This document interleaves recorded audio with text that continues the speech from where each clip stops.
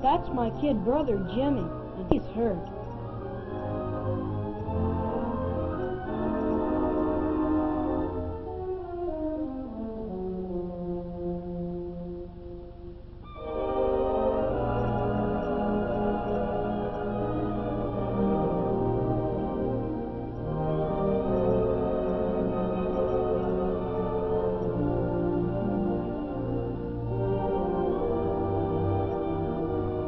The police told me that Jimmy'd come barreling down the side street with hands on the handlebars.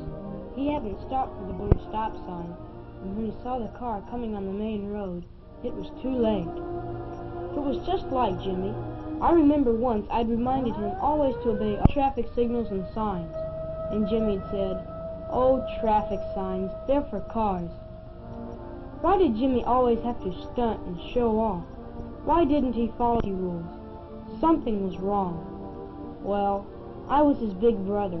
I wanted to try to find out. Perhaps I could help him.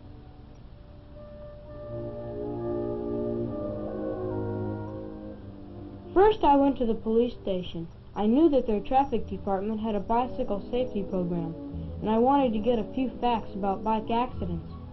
One of the officers told me that their reports had shown 1 out of every 4 bike accidents involves a bicycle that is mechanically defective. 1 out of every 3 bicycle accidents involve an automobile.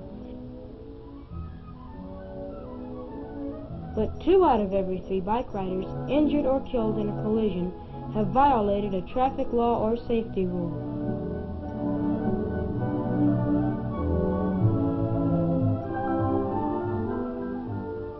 Mechanically defective bicycles cause accidents.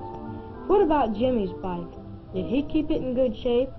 I went to talk to Mr. Burt, the owner of the bicycle shop in our neighborhood, and he told me that Jimmy knew perfectly well that it is important to keep a bike in tip-top shape. He knew that a mechanically perfect bike must have properly adjusted brakes, handlebars set tightly in the frame, a horn or bell that can be heard at least 100 feet, a saddle that is adjusted correctly and tightened firmly, a clean, well-oiled chain with the right tension, just enough to keep it from jumping off the sprockets, tires that are not worn beyond safety and are kept inflated with the correct air pressure, and pedals that do not have worn and slippery treads. But Jimmy was more interested in flashy ornaments that might impress his friends. He had no time to bother with a thing like a loose boat. To him, a showy ornament was more important. Ornaments are fine and can be fun, but they belong on a sound bike. A well-kept bicycle is a safe bicycle. Some of Jimmy's schoolmates told me how Jimmy once almost got hurt because of his clowning and showing off on his bicycle.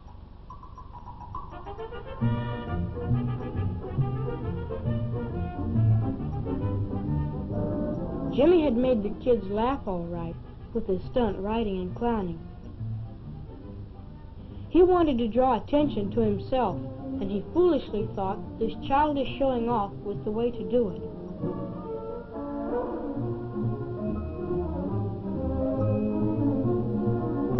He didn't realize that his friends were laughing at him, not with him. I went to talk to Mr. Brown, who taught Jimmy's class the bicycle safety program.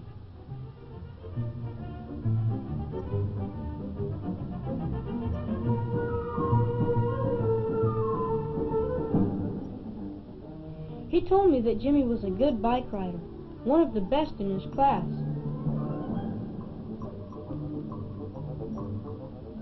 But he also said that Jimmy had the silly and dangerous notion that a good bike rider can take chances, and he would violate the most important safety rules. Just to impress his schoolmates, he would take his life in his hands. I remembered something Mike had told me about the little tricks Jimmy would use to keep out of trouble when he was caught doing something wrong on his bike.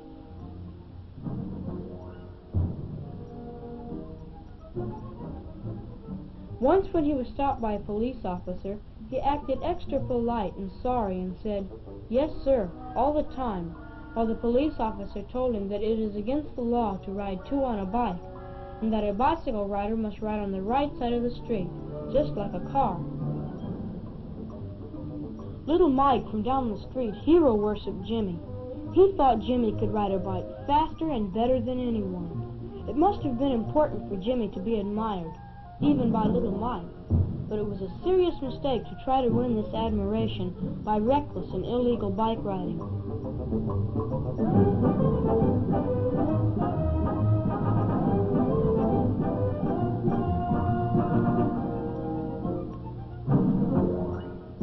Every Saturday afternoon, Jimmy used to deliver papers for a neighborhood newspaper, and I went to see the route man.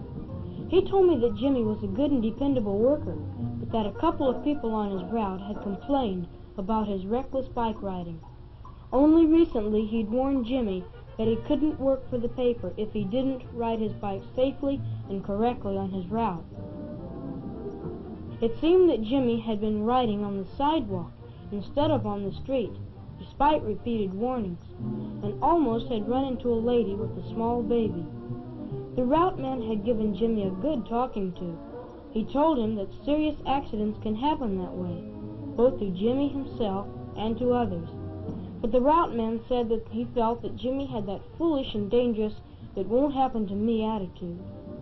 From Jimmy's teacher I learned that Jimmy was a bright and willing student, but she also told me that Jimmy recently had a little disappointment.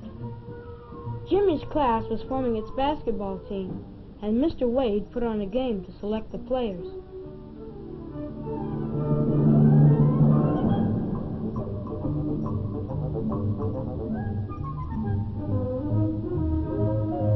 Jimmy had his heart set on getting on the team, and he was bitterly disappointed when he was not chosen. That afternoon, Jimmy had outdone himself with his foolish showing off on his bike, as if he were trying to make up in this manner for his earlier disappointment and win the admiration of his friends in another way, through reckless stunning. But although his classmates watched him and laughed at him when he showed off, they knew he was being foolish and childish.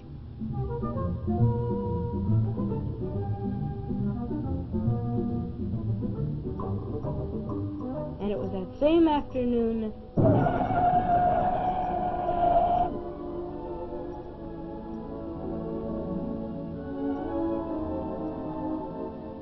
I thought I knew some of the reasons why Jimmy went wrong with his bike riding. He thought it was all right for a good bike rider to take chances, but the truth is that a good bicycle rider who does take chances isn't a good rider at all. He wanted to be admired and looked up to by his friends, but he went about it in the wrong way, by trying to win the hero worship of the smaller kids and the admiration of his own classmates by clowning and reckless stunning. And he was more interested in impressing his friends that way than in keeping his bike in safe repair. With his childish showing off endangering both himself and others, he was trying to make up for his little disappointments and failures, and to win the respect of his friends, not realizing that by his foolish behavior he was really accomplishing the exact opposite. I had a long talk with my brother. After I told Jimmy what his teachers and friends had said, he realized how dumb he had been. I could tell from the grin on his face that he had learned his lesson, and his clowning days were over.